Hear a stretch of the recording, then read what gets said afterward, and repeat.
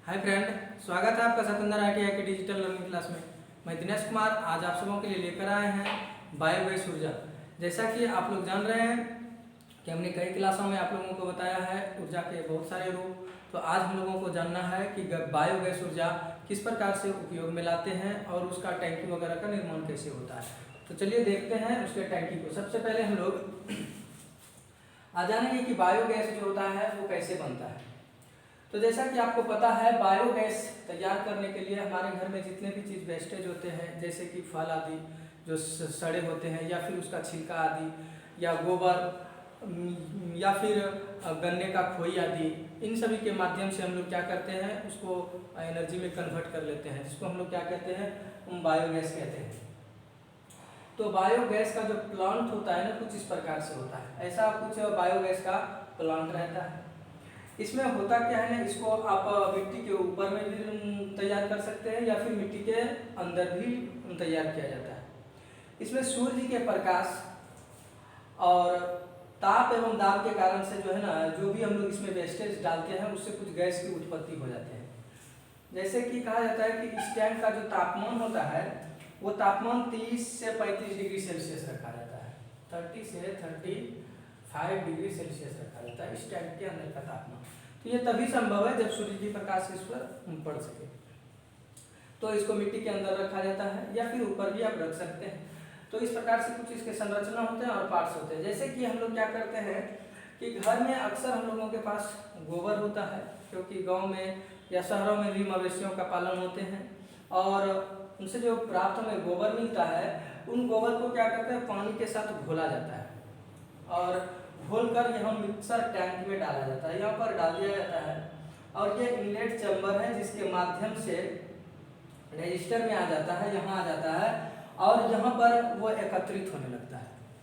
एकत्रित होने के उपरांत कुछ समय के बाद जब इसका ताप और दाब इस पर पड़ते हैं तो यह जो है ना एक गैस की उत्पत्ति करते हैं। और इसमें ना बहुत सारे गैस बनते हैं, ऐसा नहीं कि कोई एक निश्चित ही गैस तैयार होते हैं, बहुत सारे गैस बनते हैं। जैसे कि अगर बात करें तो ये गैस टैंक है। यहाँ से आप देख पा रहे होंगे कि यहाँ से जो हमने ऊपर लिखा है वो गैस टैंक है और ये गैस टैंक पर ये गैस चले जाते हैं। और जो यहाँ पर गैस बनते हैं, यहाँ पर कई प्रकार के गैस बनते हैं। जैसे सबसे ज्यादा मीथेन, क्या बनते हैं, मीथेन, CH4 सबसे अधिक मात्रा में कहा जाता है। ये 75% तक तैयार होता है। यहाँ से जो भी हम लोग ईंधन डालते हैं उससे जो गैस तैयार होता है, सबसे ज़्यादा यहाँ पर क्या तैयार हो जाते हैं, मीथेन, जो लगभग 75% तक होते हैं। ठीक है। इसके अलावा जैसे कार्बन डाइऑक्साइड या फिर हाइड्रोकार्बन, ये सारी गैसों का भी उत्पत्ति होते हैं। परंतु हमको जरूरत है मीथेन गैस, जो बहुत ही ज्वलनशील होते हैं।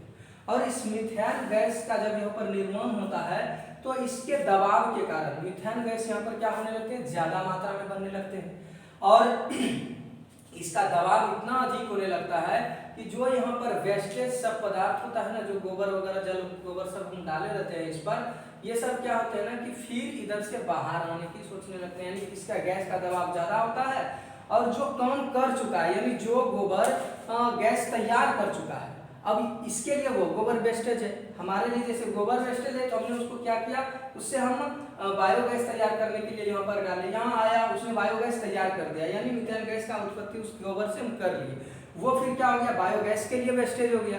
तो उसको क्या करते हैं ना कि फिर ये गैस के माध्यम, जो गैस का प्रेशर होता है, दबाव होता है, वो अधिक होने लगता है और फिर इधर से वो बाहर आउटलेट चैम्बर के माध्यम से, ये आउटलेट चैम्बर है और इसके माध्यम से क्या होता है ना, वह ओवरफ्लो टैंक पे आ जाते हैं। यहाँ पर ओवरफ्लो टैंक में आ जाते हैं और उसके बाद उसे हम लोग फिर बाहर निकाल लेते हैं।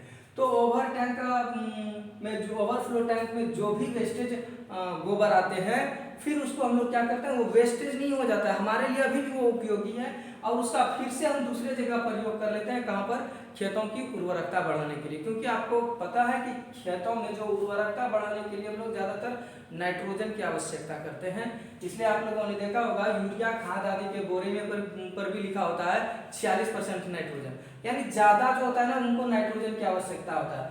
और जो इस बायोगैस में वेस्टेज गोबर हुआ, जो गोबर अब मीथेन गैस निर्माण नहीं कर पा रहा है, वो जो हमारा ओवरफ्लो टैंक पर आया उसमें नाइट्रोजन उपस्थित रहता है और फिर उसी गोबर को हम लोग क्या करते हैं अपने खेतों में डालकर खेतों की उर्वरकता बढ़ा सकते हैं। तो इस प्रकार अगर हम कहें कि बायोगैस जो प्लांट है वो बहुत ही इजी है और सस्ता भी है, क्योंकि एक बार इसका स्थापना कर लो और घर में जितना भी आपके पास वेस्टेज चीजें हैं, जैसे आप घर में कभी फर्नीचर आदि का काम कराते हैं तो उसमें जो बुरादा वगैरह निकलता है महीन उसको भी इस पे डाल सकते हैं, उससे भी तैयार होगा। आप फल वगैरह खाते हैं उसका छिलका या सड़ा हुआ कुछ हिस्सा उसको डाल दीजिए, उससे तैयार हो सकता है।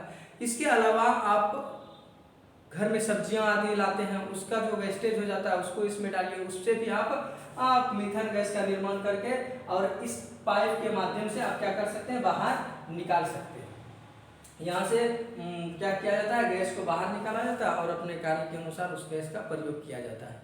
तो आज हम लोगों ने समझा कि बायोगैस कितना सरल है इसको बनाना और इसमें जो हमारा लागत होता है वो भी बहुत कम होते हैं और बेनिफिट तो बहुत अधिक है, क्योंकि इसमें नुकसान नहीं के बराबर है कहीं ज़्यादातर और मेंटेनेंस भी नहीं के बराबर है, यानी मेंटेनेंस में बहुत कम खर्च आना है और लागत भी बहुत कम होता है और इसके लिए हमें कोई चीज़ें अलग से खरीदना नहीं पड़ता है, कोई ईंधन अलग से डालना नहीं पड़ता है। जो हमारे घरों में वेस्टेज सब चीज़ें होती है उसी से हमारी ये गैस तैयार हो जाती है। तो इस नज़रिए से अगर हम देखें तो ये बहुत ही अच्छी है। तो आज के लिए बस इतना ही, मिलते हैं नेक्स्ट क्लास में कुछ इसी प्रकार के और भी टॉपिक को लेकर, तब तक के लिए धन्यवाद।